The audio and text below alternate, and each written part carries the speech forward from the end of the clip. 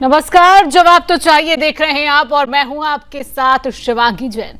आज हम बात करेंगे असम से उठे उस बड़े राजनीतिक विवाद की जिसने कांग्रेस और जमीयत की सियासी साझेदारी को बेनकाब कर दिया है। मामला बेदखली अभियान का है, लेकिन इस विवाद ने कांग्रेस की अंदरूनी राजनीति और उसके मौलाना कनेक्शन का सच सामने ला दिया है।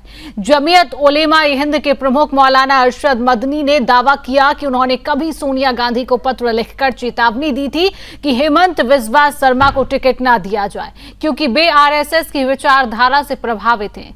मदनी के इस बयान ने पूरे असम की राजनीति में हलचल मचा दी है। इस पूरे विवाद का संदेश साफ है। कांग्रेस के भीतर टिकट वितरण और सियासी रणनीति में धार्मिक संगठनों का दखल गहरा है। मदनी का यह बयान कांग्रेस की उसी मानसिकता को उजागर करता है जिसमें पार्टी अपनी नीतियों से ज्यादा तुष्टीकरण की राजनीति को महत्व देती है। आज का बड़ा सवाल क्या है कि कांग्रेस का असली हाईकमान अब सोनिया या राहुल गांधी नहीं, बल्कि मौलाना अरशद मदनी जैसे लोग हैं। असम से उठी यह सियासी आग कांग्रेस की अंदरूनी सच्चाई को बेनकाब करती है। सवाल यह है, क्या कांग्रेस में टिकट तय करने का हक अब मौलाना को है? क्या कांग्रेस अब लोकतांत्रिक पार्टी नहीं बल्कि तुष्टीकरण का ठेका बन चुकी है? क्या राहुल गांधी और सोनिया गांधी केवल नाम के नेता हैं? असली ताकत मदनी जैसे मौलानाओं के हाथ में है। और सबसे बड़ा और अहम सवाल, असम की जनता और देश की राजनीति क्या ऐसे सौदेबाजी वाले नेतृत्व को स्वीकार करेगी? क्या कांग्रेस का असली नाम अब जमीयत कांग्रेस पार्टी रख देना चाहिए? इसी पर देखिए खास रिपोर्ट।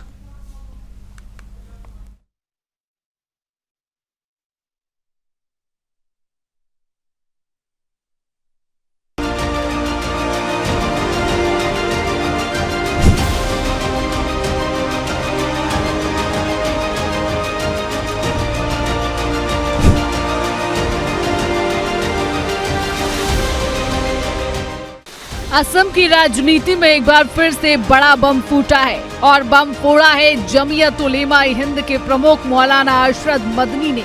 जमीयत उलेमा ए हिंद के प्रमुख अरशद मदनी ने एक सभा में दावा किया कि उन्होंने कभी कांग्रेस की पूर्व अध्यक्ष सोनिया गांधी को पत्र लिखा था।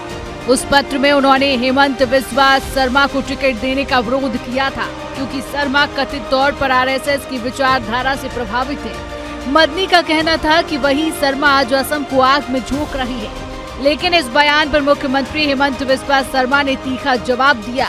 उन्होंने कहा कि पहले राहुल गांधी उन्हें खतरनाक बता चुके थे और अब मदनी उन्हें चेतावनी दे रही है।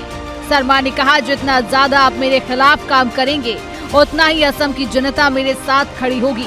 हम अवैध घुसपैठियों को बेदखल करना जारी रखेंगे और असम के मूल निवासियों के अधिकार सुरक्षित करेंगे।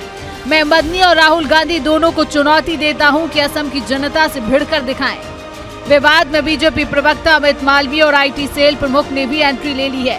उन्होंने मदनी की क्लिप साझा करते हुए कांग्रेस पर निशाना साधा और सवाल उठाया कि आखिर कांग्रेस में टिकट बांटने का फैसला मौलाना करते हैं या पार्टी नेतृत्व। उन्होंने कहा कि यह कांग्रेस की वास्तविक संस्कृति को उजागर करता है, जहां धर्म और राजनीति की डीलबाजी साथ साथ चलती है। हेमंत बिस्वा शर्मा का राजनीतिक सफर भी इस बहस में चर्चा का विषय बन गया है। उन्होंने 2014 में कांग्रेस छोड़ दी थी और 2015 में बीजेपी में शामिल हुए थे। उसके बाद 2016 में सर्बानंद सोनोवाल की सरकार में शामिल हुए और 2021 में मुख्यमंत्री बने।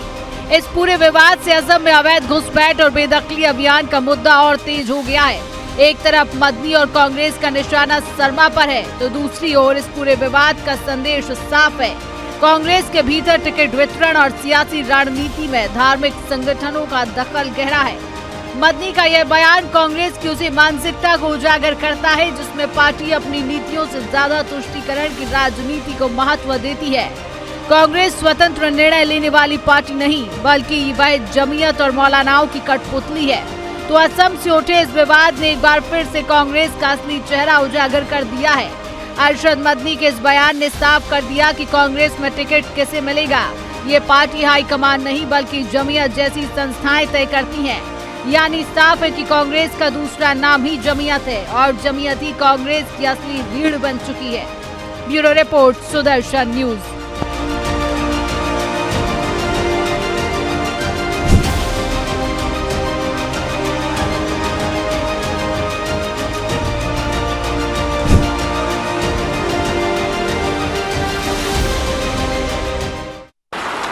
आज मसला है मिसाल के तरीके पर आसाम में मुसलमान की बर्बादी का। अब चीफ मिनिस्टर तो उस घराने और उस खानदान का फर्ज है कि जिसने रोटियां तोड़ी हैं हमेशा कांग्रेस की, लेकिन ज़हन दिमाग आरएसएस का था।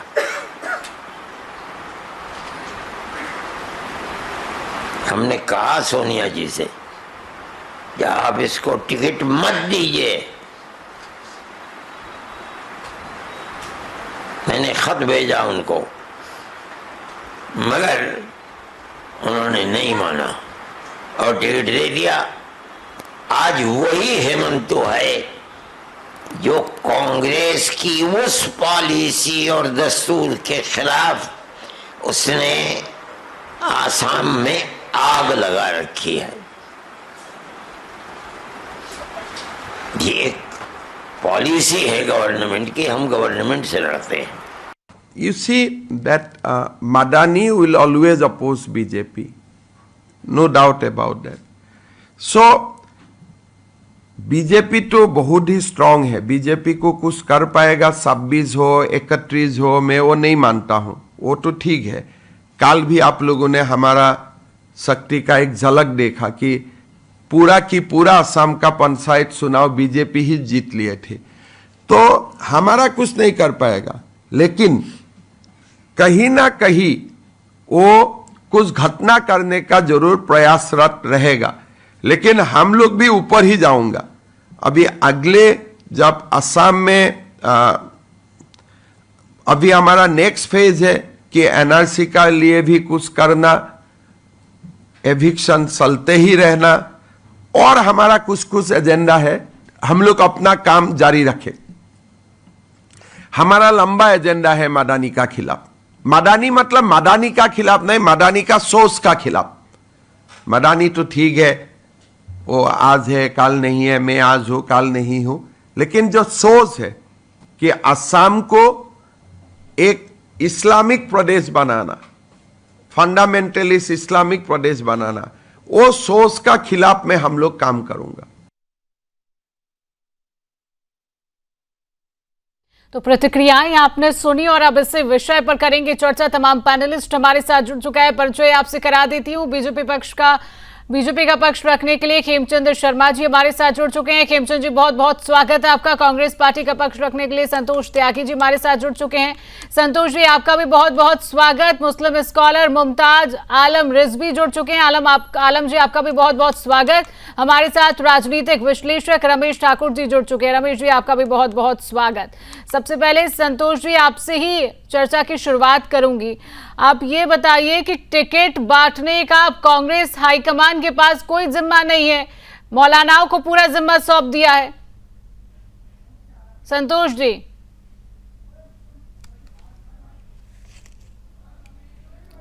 आप प्रेस कॉन्फ्रेंस की या कोई भी, मेरी आवाज सुन पा रहे हैं आप? जी जी, आपकी आवाज आ रही है। मैं तो आपसे ये कहना चाहूंगा कि अगर किसी भी पार्टी प्रवक्ता ने हमारे यहाँ किसी कांग्रेस के व्यक्ति ने इस तरीके की कोई बात बोली हो, अगर कोई भी कुछ भी बोल दे, अब बीजेपी का लीडर है या कोई अन्य पार्टी का लीडर, तो उससे हमारी पार्टी का क्या लेना देना? खेमचंद जी, क्या कहेंगे? संतोष जी, जी आवाज आपकी आ रही है। जी, आवाज आपकी आ रही है। आपने अपनी बात को पूरा किया? नहीं, मैं, और दूसरी बात ये जो जिनकी मुझे अभी प्रेस कॉन्फ्रेंस सुना रहे थे, वो भी हमारी पार्टी के, और जिस तरीके से आज बयान आया है उसने साफ दिखा दिया है। जैसे उन्होंने कहा कि भाई असम के चीफ मिनिस्टर जो अभी हेमंत जी हैं, उनको ना टिकट देने के लिए किसने बोला? कट्टरपंथियों ने बोला, मुल्ला मौलवियों ने बोला। तो ये साफ साफ दिखा। हम तो बार बार कहते थे जो अपीजमेंट की पॉलिटिक्स है उसमें कांग्रेस बुरी तरीके से डूबी हुई है, और अपीजमेंट की पॉलिटिक्स के तहत जितने भी कट्टरपंथी मुल्ला मौलवी हैं उनके सहारे पे काम करती है, चाहे वो असम हो, चाहे कर्नाटक हो, इस समय तेलंगाना हो, जहां भी इनकी सरकारें होती हैं वहां कट्टरपंथियों के दबाव में लोग काम करते हैं। और हेमंत जी के ऊपर जिस तरीके के आरोप लगा रहे हैं कि उनकी सोच आरएसएस वाली सोच है, अरे हर एक राष्ट्रवादी को आपकी पार्टी व्यक्ति बोलोगे, आरएसएस के बोलने पे गर्व देती है, हमें इसमें कोई परेशानी नहीं है। हेमंत जी राष्ट्रवादी पार्टी भी आरएसएस के बारे में सोचते हैं, वो आसाम के बारे में सोचते हैं, इंडिजीनियस आसामियों के बारे में सोचते हैं, जिनको कांग्रेस ने अपने कर्मों की वजह से कई जिलों में माइनॉरिटी में बना दिया। जमीन किसकी? आसामी की, मूल निवासियों की। और वहां पे किसको बसा दिया? इन्फिल्ट्रेटर्स को, इलीगल बांग्लादेशियों को, रोहिंगा को। और वहां पे जो आसाम का जो मूल निवासी है वो उसकी जमीन छीन ली गई, उनकी बहन बेटियों के साथ अत्याचार हुए और उनको माइनॉरिटी में कन्वर्ट कर दिया गया। और ये सब कुछ किसने किया? कांग्रेस के सारे पे को। आज लाखों एकड़ जमीन को आज ऐसे आतताइयों से छुड़ाने का काम वहां पे हेमंत कुमार जी ने किया है। बहुत अच्छा काम कर रहे हैं। और जो इंडिजिनियस जनता है, उनकी आइडेंटिटी, उनकी कल्चर, पहचान बनी रहे, उसके लिए वो लगातार प्रयास कर रहे हैं। तो कट्टरपंथियों को पसंद नहीं आ रहा है। अरे भारत का मुसलमान है, हम ये नहीं कहते कि वो बाहर जाए, लेकिन भारत में जो करोड़ों की संख्या में आप लोगों ने घुसपैठे घुसा लिए, जिनको पहले ही भारत को काट के बहुत बड़ा हिस्सा पाकिस्तान और बांग्लादेश के रूप में दे दिया गया, आपने पुनः उनको घुसा लिया। वो आज असम में कब्जा कर रहे हैं। कई जिले ऐसे हो गए 11 साल से जहाँ पे खेमचंद जी वो माइनॉरिटी, ये सब चलिए ठीक है, कांग्रेस की वजह से। ठीक है संतोष जी जी की बात का जवाब देना चाहूंगा। 11 साल से आपकी सरकार है, क्या आपके बॉर्डर इतने कमजोर, आपकी सेना हो गई या वहां की एजेंसी इतनी कमजोर हो गई कि आपको वहां 11 साल में जो बांग्लादेशी घुसते चले यार आपको पता ही नहीं है? और आपके पास में सब कुछ है, सब हर तरीके की मशीनरी है, आपने 11 साल में चिन्हित क्यों नहीं कर पाए आप लोग? आप लोगों को कुछ करना तो है नहीं, मात्र बखेड़ा खड़ा करके, हेमंत बिस्वा शर्मा सबसे मुख्यमंत्री है वहाँ पे, उन्होंने क्या कार्रवाई कह सकते हैं कि प्रेस कॉन्फ्रेंस करके बताए ना। है बॉर्डर पे जिस तरीके चलिए से ठीक है, illegal migrants आते हैं, घुसपैठियों उनको पर हम ये लोगों ने- चर्चा नहीं है, घुसपैठियों पर ये चर्चा नहीं है। इस मुद्दे पर हम कभी और चर्चा करेंगे। हमारे साथ मुस्लिम स्कॉलर मुमताज आलम रिजवी जी जुड़े हुए हैं। रिजवी जी, आप मुझे ये बताइए, क्या धार्मिक संगठनों को राजनीति में टिकट बांटने का अधिकार है? बहुत बहुत शुक्रिया शिवांगी जी। क्या एक बयान से आपको लग रहा है कि ये वो टिकट बांटने लगे? भाई डेमोक्रेसी है, डेमोक्रेसी में क्या ये डिमांड करना कि ये अच्छा आदमी है और इसे टिकट दिया जाए या न दिया जाए, कहां से गैर कानूनी हो गया?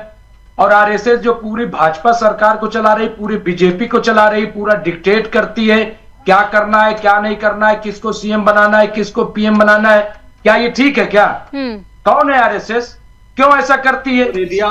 उस पे तो आपने सवाल आरएसएस राष्ट्रवाद की बात करती है, राष्ट्रवाद की बात करती है आरएसएस राष्ट्रवाद की बात करती है। तो क्या आप सोनिया गांधी, राहुल गांधी, मौलानाओं की बात सुनेंगे? अरे भाई, सवाल ये है कि आदमी, हम कह रहे हैं डेमोक्रेसी में क्या ये गैर कानूनी है क्या डिमांड करना? जब हम सरकार से कर सकते हैं तो पार्टी से क्यों नहीं कर सकते कि आदमी अच्छा है, इसको दीजिए टिकट, इसको न दीजिए? जो सच्चाई है कौन सा कि कांग्रेस का अधिकार, अच्छा, मतलब आरएसएस की बात कर रहे हैं तो वो आदमी अच्छा नहीं है। बहुत गजब बात कर रहे हैं रिजवी जी आप। चलिए ठीक है, राजनीतिक रमेश ठाकुर जी हमारे साथ बने हुए हैं। रमेश जी, आपने सभी की बात सुन ली है, लेकिन आप क्या अपना पक्ष रखेंगे? क्या विश्लेषण आपका कहता है? जिस तरीके से ये कह रहे हैं कि भारतीय जनता पार्टी आरएसएस को सुनती है, रिजवी जी हमारे साथ बने हुए, क्या विश्लेषण आपका कहता है? क्योंकि लगातार अब यही बात सामने आ रही है कि सोनिया गांधी, राहुल गांधी क्या मौलानाओं की बात सुनेंगे? उन्होंने कह दिया कि ये आदमी बुरा है, इसको मत रखिए। रमेश जी, क्या विश्लेषण आपका? देखिए शिवानी, ये तो बिल्कुल तय है कि हेमंत बिस्वा शर्मा की विचारधारा कांग्रेस से नहीं मिलती थी और यही वजह है कि वो भाजपा में आते हैं और 2021 से लेके अब तक वो कंटिन्यू असम को रिप्रेजेंट कर रहे हैं। अब आगे इसके बाद में चुनाव होगा, सीएम बनते नहीं बनते वो डजन मैटर, लेकिन अब जो मदनी साहब या दूसरे मौलाना उनके बारे में सोच रहे हैं, तो मुझे लगता है कि इस तरह की उनकी सोच बहुत पहले से रही है। वहां पे ऐसे स्टेट जो बॉर्डर का स्टेट होता है, वहां पे बिल्कुल सनातनी हिंदूवादी चेहरा अक्सर लोगों को अखरता रहा है। अखरता इसलिए रहा है कि भाई बॉर्डर पार बांग्लादेशी भी आते हैं, म्यांमार से लोग भी आते हैं और वो जाहिर सी बात है वो गैर हिंदू हैं। तो ऐसे लोगों पर जब वहां पे एंट्री होती है तो यहाँ दो मुद्दे उठने खड़े हो जाते हैं। पहला तो ये है कि सेंट्रल गवर्नमेंट यहाँ पे जवाबदेही बनती है कि ऐसे लोग आखिरकार आए कैसे यहाँ पे आए, तो उनका आधार कार्ड, उनका सारा यहाँ पे रहन सहन, वो सारी चीजें कैसे हो पाई। पहली बात तो ये सेंट्रल गवर्नमेंट के पास आती है। दूसरी बात ये, फिर स्टेट गवर्नमेंट की जिम्मेदारी बनती है कि ये सारा चीजें होने क्यों दिया जाता है, क्यों यहाँ पे अवैध लोग यहाँ पे आ जाते हैं। अब सबसे बड़ी बात है, यहाँ पे भारत का रहने वाला वासिंदा, चाहे हेमंत विश्व शर्मा हो या और भी कोई हो, भाई उनको तो अपने प्रदेश की चिंता रहेगी ना। मुझे तो कभी आज तक उनके अंदर ऐसा कोई बयान उनका सुना नहीं कि उन्होंने मुसलमानों के खिलाफ या फिर गैर हिंदुओं को, कोई भी किसी जात के खिलाफ वो इतना कठोर उन्होंने जो बयान दिया हो, ताकि जिससे ये लगता हो वो तो सिर्फ हिंदुओं की बात करते हैं, मुसलमानों की बात नहीं करते। देखिए, एक सीएम जब होता है वो पूरे प्रदेश का मुखिया होता है, गार्जियंस होता है, उसको सबको लेके चलना होता है। अभी मैं कुछ दिन पहले वीडियो देख रहे थे, जब किसी सभा में जा रहे थे तो उन्होंने बकायदा एक मुसलमान उनको पीठ थपथपा रहे, सब सही चल रहा है घर परिवार में, उनके सब हालचाल पूछ रहे थे। तो मैटर ये नहीं है। अब 4 साल उनकी सरकार रह चुकी है, 4 साल से वो सरकार में है। अब ये गड़े मुर्दे उखाड़ना कि भाई किसी मौलाना ने, मदनी साहब ने ये कह दिया कि मैंने चिट्ठी लिखी थी, उनको टिकट ना दो, मुझे लग रहा है ऐसे मुद्दों का कोई लेना देना नहीं है। मुद्दा ये होना चाहिए कि हमने 4 सालों में उनके कार्यकाल को कैसे देखा, क्या पर्टिकुलर किसी के लिए उन्होंने खिलाफ काम करा या किसी के लिए अहित उन्होंने करा।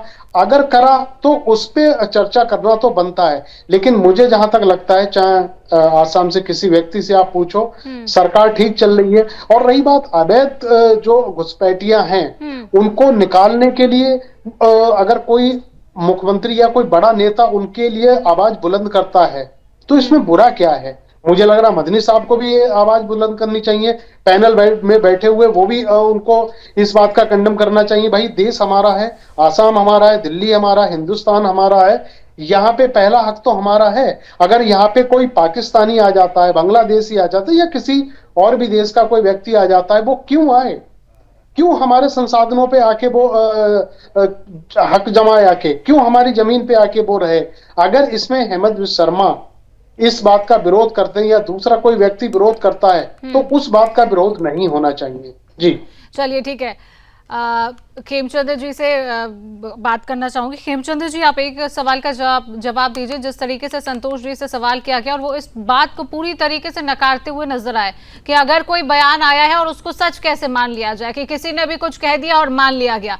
जिस तरीके से ये कह रहे हैं कि मैंने जो सवाल किया कि कांग्रेस पार्टी बार बार क्यों मौलानाओं की शरण में जाती है, इस बात को ये नकारते हुए नजर आ रहे हैं और इस बयान को भी नकारते हुए नजर आ रहे हैं। क्या कहेंगे आप खेमचंद्र जी? देखिए, एक ही स्टेट में नहीं है, हर स्टेट में ऐसा हो रहा है। आप देखेंगे तो कर्नाटक में भी क्या बोला गया, मुसलमानों ने कहा, कट्टरपंथियों ने कहा हमारी वजह से ये कर्नाटक में जीते, हमारी वजह से जीते, इसीलिए एक मुसलमान को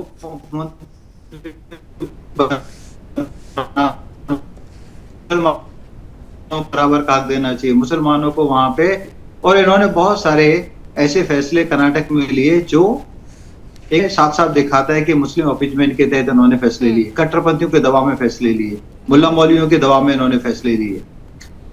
आपको तेलंगाना चले जाओ, हिमाचल चले जाओ, देखो हिमाचल में जिस जगह पे वहां पे सो कॉल जो अल्पसंख्यक बोलते हैं, जो मुस्लिम बोलते हैं, वहां पे है ही नहीं, लेकिन बहुत बड़ी मस्जिद खड़ी कर दी जाती है, इलीगल मस्जिद खड़ी कर दी जाती है।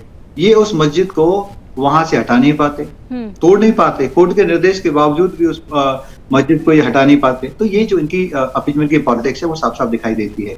इन्हीं की साजिशों की वजह से आसाम में डेमोग्राफी चेंज हुई। जिस डेमोग्राफी चेंज की आदरणीय प्राइम मिनिस्टर मोदी जी ने लाल किले से चर्चा की, वो रियलिटी। आज आसाम के हमारे भारतीय जनता पार्टी के चीफ मिनिस्टर हेमंत जी बहुत अच्छा काम कर रहे हैं। वहां पे जो लाखों एकड़ जमीन जो ऐसे इलीगल, मैं इलीगल इसलिए सबको बोल रहा हूँ कि जो डॉक्यूमेंट लेके आता है, जो परमिशन लेके आता है, वो ठीक है, क्योंकि गवर्नमेंट उसको देखती है कि भाई क्या करना है क्या नहीं करना।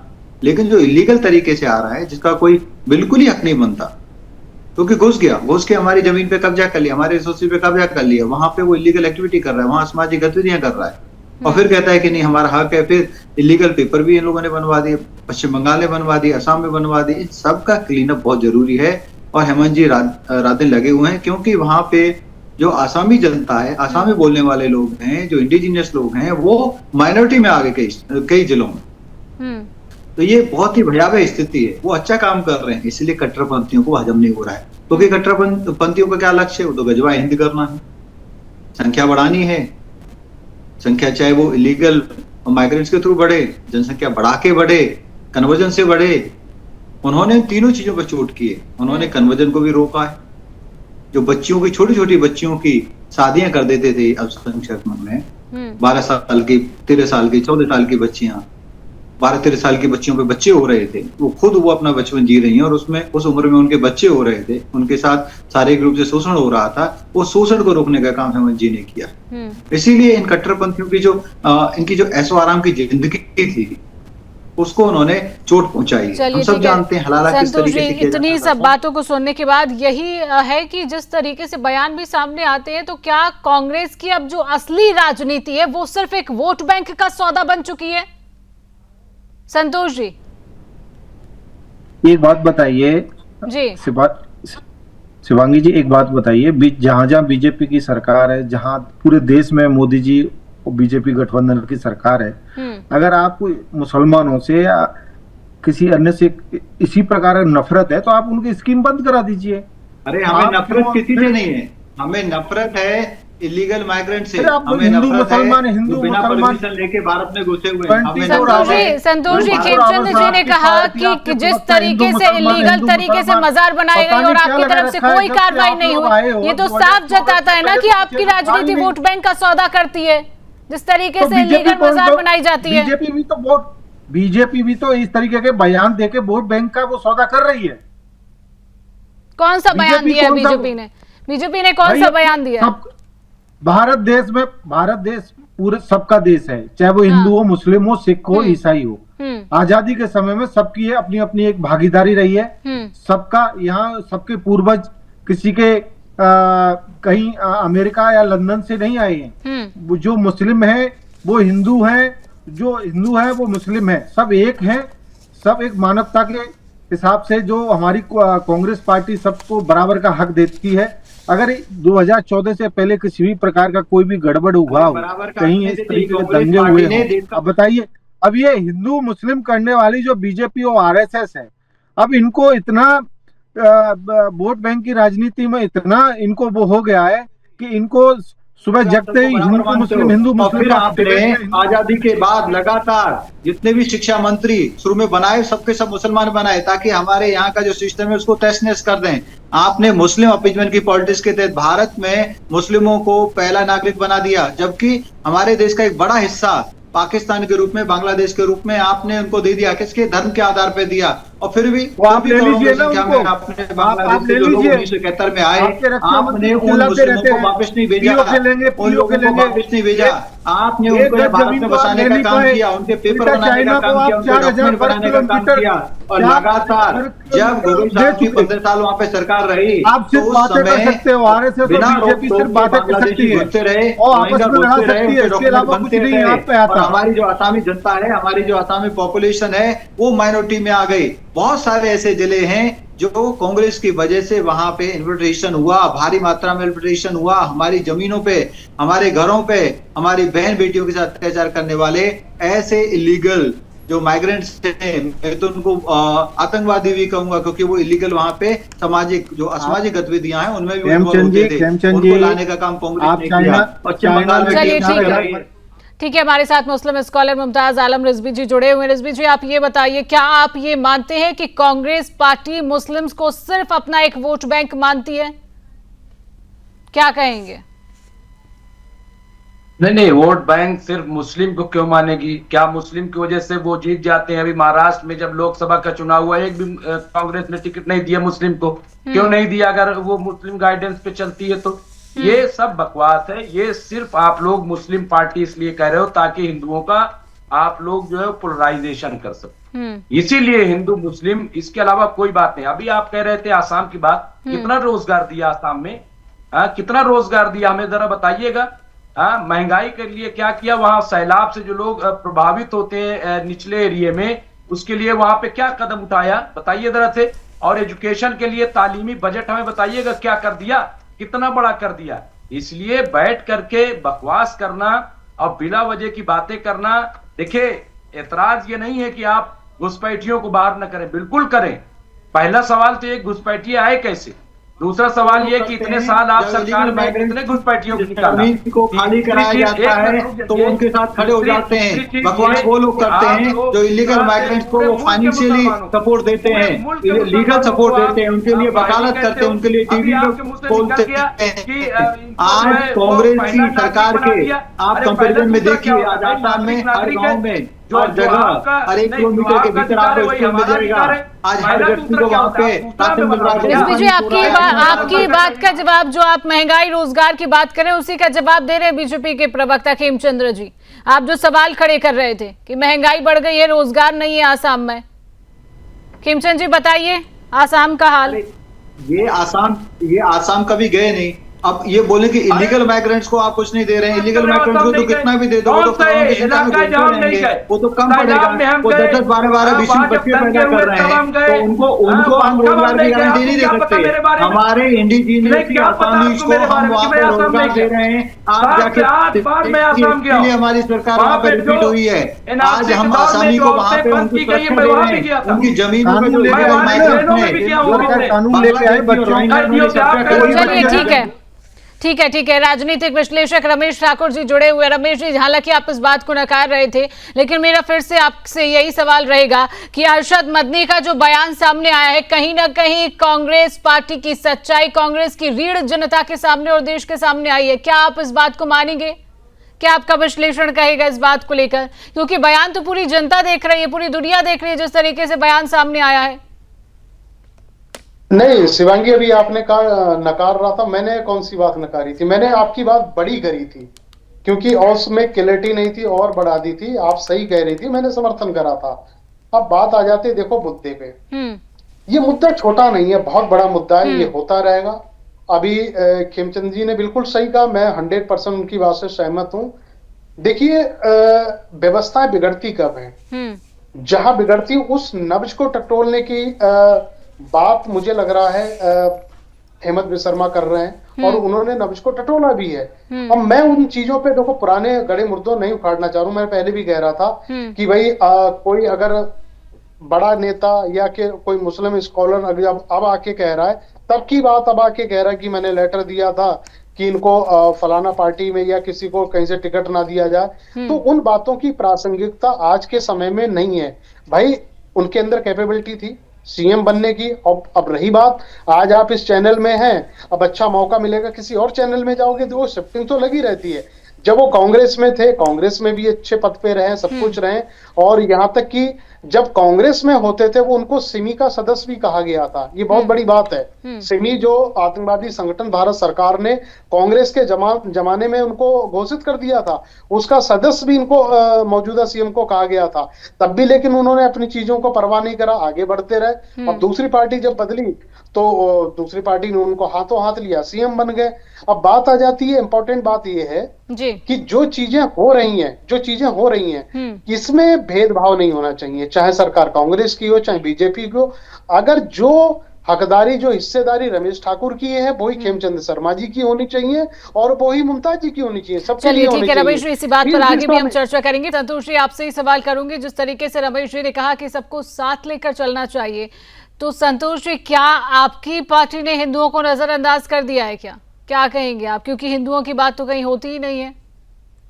रमेश ठाकुर जी के जो उन्होंने बोला उसकी 2 बातों को जवाब देना चाहूंगा कि रमेश ठाकुर जी ने बोला था कि जब कांग्रेस में थे हेमंत विश्व शर्मा, तो उनके ऊपर एक आरोप लगा था, सिमिंग का सदस्य बताया गया। ये किसने आरोप लगाया?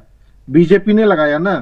अगर वो बीजेपी ने आरोप लगाया तो जैसे ही वो बीजेपी में आ गए तो वो सिमी के सदस्य से उनको बाहर कर दिया, यानी कि वो उनको जो वॉशिंग मशीन उनकी जो बीजेपी की है, अगर कोई भी पार्टी में भ्रष्टाचारी है, वो देशद्रोही है, अगर वो उनकी पार्टी में आ जाता है तो एक उनके अंदर उनके कार्यालय में एक उन्होंने वो वॉशिंग मशीन लगा रखी है, उसमें से धो के और उनको शुद्धिकरण करके गंगाजल छिड़क के और गौमूत्र छिड़क के उनको शुद्ध हो जाते हैं।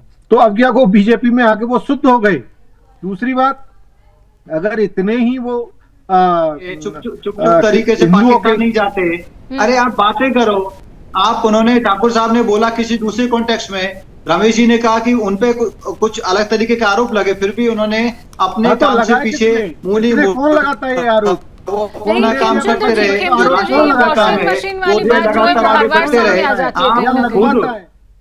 मीडिया के माध्यम से बीजेपी लगवाती है और बीजेपी और आरएसएस लगाती है। कांग्रेस के नेताओं पे लगाए तो बीजेपी और आरएसएस में उन्होंने साजिश के तहत अब क्यों नहीं लग रहे? आसाम की अब डेमोग्राफी के सदस्य नहीं रहे क्या वो? और लगातार हेमंत उसको बिस्व चेंज शर्मा करने की साजिश कर रहे हैं, क्योंकि क्या उनको कांग्रेस पता है में रह के वो कि जो मुसलमानों लोकल के आसामी हैं क्या वो लंबे मुसलमानों के समय हक की तक बात नहीं करते कांग्रेस के थे क्या? नीतियों का समर्थन नहीं करेंगे, ना ही करते हैं और ना ही वो कांग्रेस को सपोर्ट देंगे। इसलिए इन्होंने साजिश के तहत बहुत सारे जो आसाम के जिले उनकी डेमोग्राफी चेंज की, वहां का जो संतुलन है पूरी तरीके से बिगाड़ दिया। वहां पे लोकल लोगों को इन्होंने भगा दिया, लोकल लोगों के साथ इन्होंने प्रताड़ना की, उनकी जमीन छीन ली, उनके घर छीन लिए। उनकी जो अगर कांग्रेस ने ऐसा किया, मेरी बात सुनिए, अगर कांग्रेस ने ऐसा किया, सबसे बड़े नेता कांग्रेस ने अगर ऐसा किया तो हेमंत बिस्व शर्मा भी कांग्रेस के ही थे ना, तो वो भी उसमें वहाँ की ISI, वहाँ के जितने भी आप देखेंगे सिस्टम है, आर्मी है, उनके साथ मिलकर काम करती रही है। खुद गोगोई जी, चलिए ठीक है, आरोप प्रत्यारोप आप दोनों ही लगा रहे हैं और पिछले मुद्दों पर आप बात कर रहे हैं संतोष जी, लेकिन सवाल यही है, अरशद मदनी का जो बयान आया है, आप उस बात को कह रहे हैं कि कोई भी कुछ भी कह देता है। एक बार इसको साफ कर दीजिए, जो बयान आया, क्योंकि देखिए ऐसे तो कोई बयान देगा नहीं, सच्चाई होगी बयान में। वो बयान तभी आया है, तभी वो बयान आया है। क्या राहुल गांधी, सोनिया गांधी, क्या मौलानाओं की बात मानने लगे हैं? मौलाना हो या कोई हिंदू हो या कोई भी किसी भी अन्य धर्म का हो, अगर कांग्रेस पार्टी सभी धर्मों की पार्टी है, सबको साथ लेके चलती है, लेकिन ये नहीं कि कोई सिफारिश कुछ किसी की भी कर देगा तो उसको टिकट दे देंगे। ये कांग्रेस पार्टी की एक प्रक्रिया है, एक विचारधारा है और एक सिस्टम है। वहां हम सर्वे कराते हैं, कौन वहां काम कर रहा है, जनता से जुड़ा हुआ कौन है। ऐसे सिफारिशों पे टिकट मिलने वाली नहीं है कांग्रेस के अंदर। तो मतलब ये माना जाए जो अरशद मदनी ने बयान दिया है वो झूठा बयान है, सोनिया गांधी को पत्र लिखकर वो बात नहीं मानी गई। मैं झूठा सच में कुछ बोलने वाला नहीं, मैं ये बात तो वही है ना जो आप कह रहे हैं। जी, कोई भी कुछ भी कांग्रेस पार्टी के लिए बोल दे तो उसमें हमारा कोई लेना देना नहीं है। तो आप ये बोल दीजिए कि अरशद मदनी ने जो बोला है वो झूठ है। कोई मुस्लिम, आप ये बोल दीजिए कि अरशद मदनी ने जो बोला है वो झूठ है। संतोष जी, आप ये बोल दीजिए कि अरशद मदनी ने जो बोला है वो झूठ बोला है।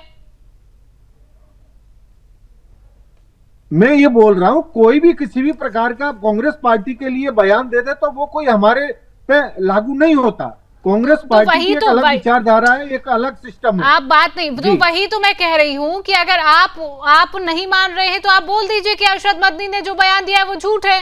कांग्रेस पार्टी का कोई ताल्लुकात नहीं है उस बयान से, ना अरशद मदनी से। मैं कह रहा हूँ ना, कांग्रेस पार्टी का कोई ताल्लुकात नहीं है। वो झूठ सच वो जाने। हमारी पार्टी के प्रवक्ता अगर हमारी पार्टी का कोई मुस्लिम बड़ा लीडर झूठ बोल रहे हैं, ना ही सच बोल रहे हैं, खेमचंद्र जी क्या कहेंगे? ना ही झूठ बोल रहे हैं, ना ही सच बोल रहे हैं, और ये कहने को तैयार नहीं है कि अरशद मदनी ने जो बयान दिया वो झूठ है, ये नहीं कह रहे हैं ये खेमचंद्र जी। देखिए, कांग्रेस एक्सपोज हो चुकी है। हम तो बार बार कहते थे कि कटमुल्लों की पार्टी बन चुकी है, मुल्ला मौलियों की पार्टी बन चुकी है। वो दिन दूर नहीं है जब कांग्रेस मुस्लिम लीग का बराबरी करेगी, मुस्लिम लीग का एक सेकंड फॉर्म बन चुकी है। अब ये सबकी बात नहीं करते, सिर्फ मुल्ला मौलियों की बात करते हैं, कट्टरपंथियों की बात करते हैं। धीरे धीरे इसीलिए इनका ह्रास होता जा रहा है। और जिस तरीके की लीडरशिप है, उनके पास ना कोई नेतृत्व है, ना ही उनके पास कोई अच्छी नीति है, और उनकी जो नीयत है वो बिल्कुल खराब है। इसीलिए वो जमानत पर है। वो साफ सुथरे नहीं है, वो सीरियस फाइनेंशियल फ्रॉड में जमानत में कुछ भी। और कांग्रेस जो बड़ी बड़ी बातें करती है वो सिर्फ मीडिया के लिए है। हम सब जानते हैं और बार बार एक्सपोज हो रही है कि जिस तरीके से कटमुल्लों हिंदू मुस्लिम मुद्दा नहीं है, हिंदू मुस्लिम मुद्दा नहीं है। अरशद मदनी ने बयान दिया है ना, अरशद मदनी ने बयान दिया है, बात तो उसी पर होगी। अरशद मदनी ने जो बयान दिया है बात तो उसी पर होगी ना। हिंदू मुस्लिम कहाँ से हो गया? आपकी ही पार्टी मौलाना करती है, अब आप हिंदू मुस्लिम करने लगे। अरे आप ही मुस्लिमों को वोट बैंक मानते हैं अपना, आप ही वोट बैंक मानते हैं अपना। कोई मौलाना कुछ भी बोल दे, कोई मौलाना कुछ भी बोल दे, आप चलिए ठीक है, मुस्लिम स्कॉलर भी हमारे साथ बने हुए। मुमताज जी, आप क्या कहेंगे? असम की जो जमीन का अधिकार है, क्या वो मूल निवासियों के पास है या फिर अवैध घुसपैठियों के पास है? नहीं, ये तो सरकार तय करेगी, सरकार बताएगी, सरकार जांच करेगी, वो रिपोर्ट पेश करेगी, वो हम तो बता नहीं सकते कि वो किसके पास है, वो किसके पास नहीं है। तो सरकार चेक करेगी ना, देखेगी और कितना ईमानदार रहती है। लेकिन ये जो बयान से जहर उगलते हैं, ये गलत है।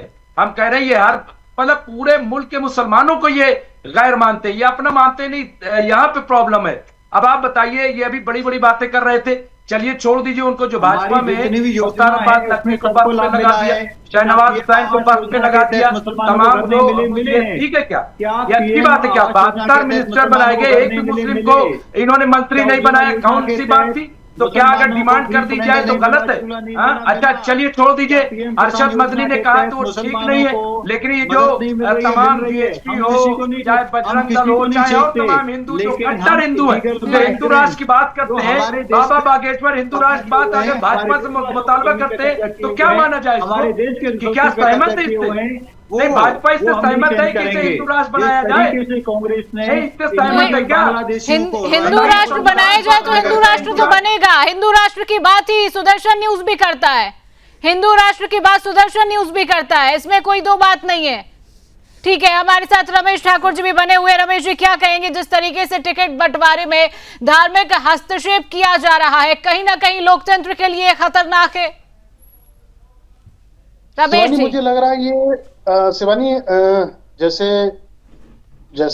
डिबेट चल रही है कि उनके बारे में, अहमता के बारे में ये कहा गया था कि टिकट ना दिए जाए। मुझे लगता है हर चुनाव में हर वक्त देश के कई सारे ऐसे नेता हैं जिनके बारे में टिकट का विरोध कई लोग करते हैं, जनता करती है, संगठन करते हैं, सब करते हैं। पिछले 2024 के चुनाव में यहाँ तक बड़े नेता भारतीय जनता पार्टी के वरुण गांधी, जो मेरे गृह जनपद पीलीभीत से आते हैं, उनके बारे में विरोध हुआ था कि इनको टिकट ना दिया जाए, ये गलत करते हैं। इस तरीके से बंगाल में भी ऐसा हुआ था, कई जगह ऐसा होता रहता है। लेकिन हाँ, इसमें बस चीज कहाँ जुड़ जाती है, भाई किसी मौलाने ने कह दिया या किसी फलाने ऐसे व्यक्ति ने कह दिया जिनका लिंक पाकिस्तान से जोड़ा जाता है या जिनका लिंक ऐसे घुसपैठियों के साथ में जोड़ दिया जाता है, जिसको लेके माहौल भारत में गर्म हो जाता है। और रही बात, ये कोई बड़ा मुद्दा नहीं होता है। हर एक अगर कोई काम सही नहीं करता है, भाई जनता जनार्दनी तो है जो किसी को नेता बनाती है, संगठन मजबूत करती है या सरकार बनाती है, ये सब जनता के ऊपर डिपेंड करता। लेकिन पर्टिकुलर अगर कोई एक आदमी ये कहे, कल को एक मैं कहूंगा कि भाई संतोष त्यागी को टिकट ना दिया जाए, ये आदमी सही नहीं है। मेरे साथ में एक बार खाना खाया था, पैसे मैंने दिए थे, इन्होंने पैसे नहीं है, तो ये कोई तर्क थोड़ी हुआ। भाई संतोष जी अगर टिकट पाएंगे तो अपनी काबिलियत पे पाएंगे, खेमचंद्र जी अगर टिकट पाएंगे तो अपनी काबिलियत पे चाहेंगे। उनका अगर विरोध कोई अगर शिवानी करती है, रमेश ठाकुर या मुमताज कोई भी करते हैं, तो उससे फर्क नहीं पड़ता है। तो इसलिए अगर हेमंत विश्व शर्मा का, मैंने पहले भी कहा, अगर उनका विरोध हुआ था तो विरोध के बाद एक और बड़े नेता उभर के आए। पहले तो वो एक विधायक हुआ करते थे, संगठन में काम करते थे कांग्रेस के, उसके बाद में वो सीएम बन गए। तो ये बड़ा कोई मुद्दा नहीं है कि कोई किसी के बारे में अगर कोई विरोध कर रहा, तो ये विरोध होता भी आया है, सर्वदा आगे भी रहेगा। और कई नेताओं के, बड़े बड़े ऐसे नेता थे, अटल बिहारी वाजपेयी का भी विरोध होता था, सोनिया गांधी जी का भी विरोध हुआ है कई जगह पे। तो ये बड़ा जो कोई ज्यादा मुद्दा नहीं है। ठीक है, समय का अभाव है। रमेश जी, खेमचंद्र जी, संतोष जी, मुमताज आलम जी, आप सभी पैनलिस्ट का हमारे साथ जुड़ने के लिए, समय देने के लिए आप सभी का बहुत बहुत धन्यवाद। तो आज के जवाब तो चाहिए में इतना ही। देश और दुनिया की तमाम खबरों को जानने के लिए आप देखते रहिए सुदर्शन न्यूज।